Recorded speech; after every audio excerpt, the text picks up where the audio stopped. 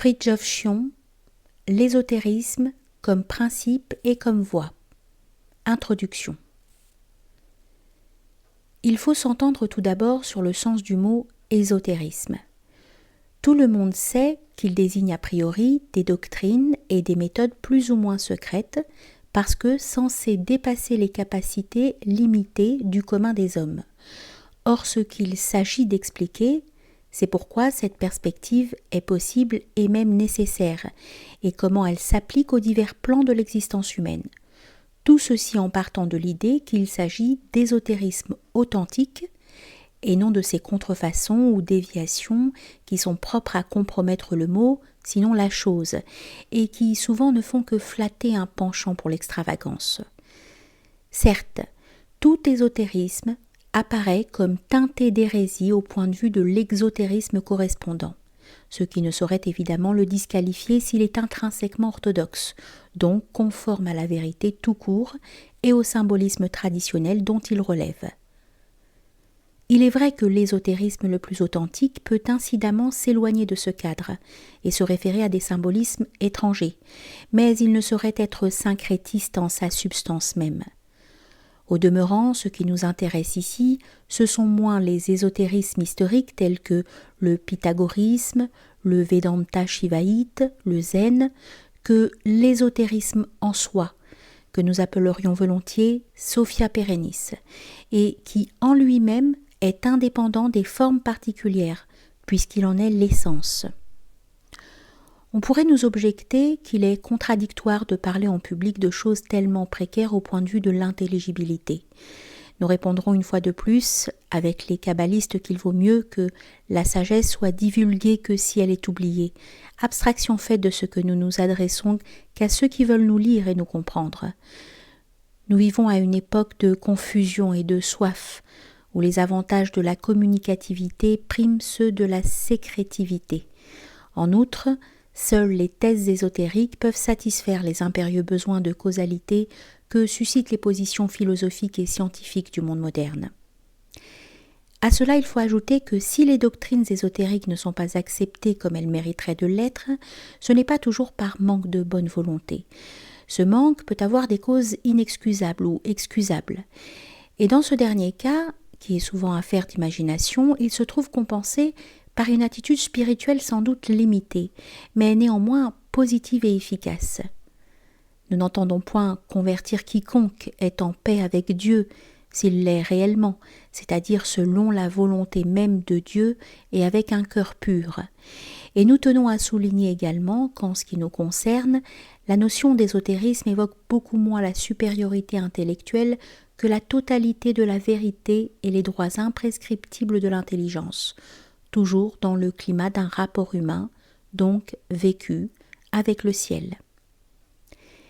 L'idée que les non-ésotéristes manquent par définition d'intelligence, ou que les ésotéristes de facto en soient nécessairement pourvus, n'effleure en tout cas pas notre esprit. Comme nous l'avons fait remarquer plus d'une fois dans nos précédents ouvrages, il semble devenir de plus en plus difficile d'admettre, au point de vue de l'idéologie de notre temps, non seulement que telle religion soit la seule vraie, mais aussi qu'il y ait une vraie religion quelle qu'elle soit. Dans la mesure où les religions comportent une part de responsabilité dans cette situation, en fonction des limitations humaines, on peut la trouver dans les limitations de leur cosmologie et de leur eschatologie et aussi dans leur exclusivisme. Les thèses religieuses ne sont certes pas des erreurs, mais ce sont des découpages déterminés par telle opportunité mentale et morale. On finit par dépister le découpage, mais on perd du même coup la vérité. Or, seul l'ésotérisme peut expliquer le découpage et restituer la vérité perdue en se référant à la vérité totale. Lui seul peut donner des réponses qui ne soient ni fragmentaires ni compromises d'avance par un biais confessionnel. De même que le rationalisme peut enlever la foi, de même l'ésotérisme peut la rendre. Mais il faut nous placer maintenant à un point de vue beaucoup plus général. D'après certains, aucune idéologie n'a sauvé le monde. Sans nous préoccuper des intentions de ce terme, nous répondons qu'aucun système spirituel, aucune religion n'a jamais eu ce but. car ce dont il s'agit, c'est uniquement de fournir aux hommes le moyen de se sauver, non de les sauver malgré eux, et aussi de leur fournir le moyen de créer un cadre favorable, ou le moins défavorable possible, pour la réalisation de cette fin. On ne peut sauver que ceux qui veulent être sauvés, ceux qui, premièrement, se rendent compte qu'ils sont en train de se noyer, et deuxièmement, veulent bien saisir la perche qu'on leur tend. L'homme étant libre est condamné à la liberté.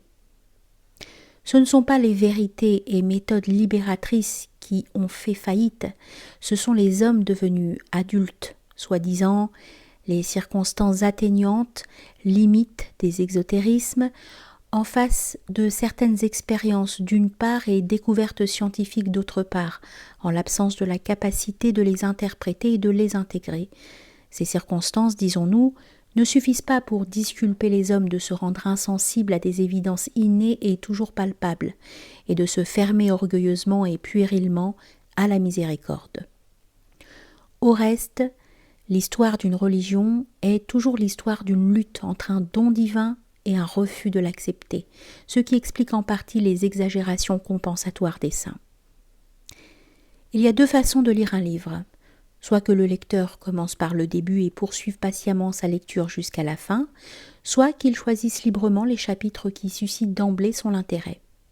On remarquera sans peine que ce nouveau livre a la même contexture que nos précédents ouvrages, c'est-à-dire qu'il se compose d'essais plus ou moins dépendants les uns des autres et d'importance inégale, comme l'indique d'ailleurs la division en plusieurs parties à contenu très divers. Le fait que nous avons volontiers recours aux terminologies sanskrites et arabes comporte la signification suivante. L'Inde représente, avec les Upanishads, la doctrine métaphysique la plus ancienne de l'humanité. Nous pensons à la métaphysique explicitée non au pur symbolisme, qui est sans origine et sans localisation, tandis que l'islam est la dernière révélation de l'humanité et ferme ainsi le cycle des grands jaillissements légiférants et salvateurs. Les deux courants traditionnels, l'arien primordial et le sémitique final, se sont rencontrés sur le sol de l'Inde, ce qui, loin d'être un hasard, et il n'y a pas de hasard dans des phénomènes d'une telle envergure, est au contraire une situation symbolique pleine de signification. Notre livre, s'il contient les éléments nécessaires pour permettre de situer l'ésotérisme au sens le plus général du terme, nous pourrions en dire autant de nos précédents ouvrages, n'est cependant pas un traité systématique sur cette matière. Il n'a d'ailleurs pas besoin de l'être pour justifier son titre, étant donné que l'ésotérisme n'est pas seulement dans le choix des idées, mais qu'il est aussi dans la manière d'envisager les choses. C'est dire qu'on trouvera dans ce livre des sujets qui par eux-mêmes sont indépendants du domaine ésotérique, mais qui néanmoins s'y intègrent du fait de notre perspective, et qui contribuent ainsi à communiquer non tant des doctrines historiquement classifiables qu'une discipline de pensée conforme à ces doctrines, ou plutôt à leur essence. Tout exposé doctrinal évoque d'emblée la question des sources de la certitude, et par conséquent des critères de la vérité. Or la vérité nous est donnée d'une part de l'extérieur et d'autre part de l'intérieur, suivant qu'elle est indirecte et formelle ou directe et essentielle. Dans les conditions normales, nous apprenons a priori la réalité des choses divines par la révélation, qui nous fournit les symboles et les données indispensables, et nous avons accès a posteriori à l'évidence de ces choses par l'intellection, qui nous révèle leur essence au-delà des formulations reçues, mais non contre elles, à condition que rien dans notre nature ni dans notre volonté ne s'y oppose. La révélation est une intellection dans le macrocosme, tandis que l'intellection est une révélation dans le microcosme. L'avatara est l'intellect externe, et l'intellect est l'avatara interne. Il est notoire que la révélation exige la foi. Il l'est moins que l'intellection l'exige également à sa manière, et cela paraît même paradoxal puisque l'intellect, par définition, comporte la certitude. Mais la certitude a des degrés au point de vue de l'assimilation ou de l'intégration, ou de la sincérité si l'on veut. credo ut intelligam, mais aussi intelligio ergo credo. Dans le premier cas, la foi consiste à accepter la vérité obtenue par l'extérieur et à l'accepter d'une façon instinctive, volitive et sentimentale. Dans le deuxième cas, la foi consiste non à accepter l'évidence, ce qui serait un pléonasme, mais à le faire pénétrer dans notre être entier, ce qui engage également, comme dans la foi religieuse, la volonté et le sentiment.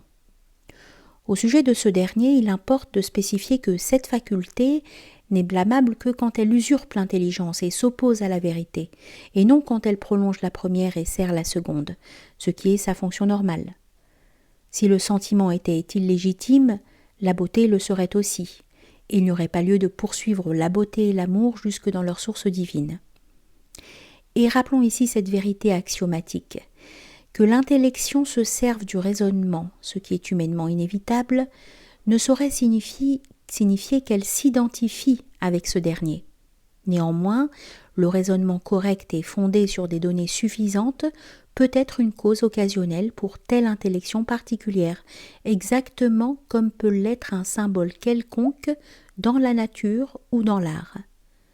La pensée suffisamment adéquate, serait-elle tâtonnante, peut actualiser une prise de conscience relevant d'une toute autre dimension que l'enchaînement des opérations mentales, car mesurée à l'intellection, elle forme un symbolisme et un point de repère.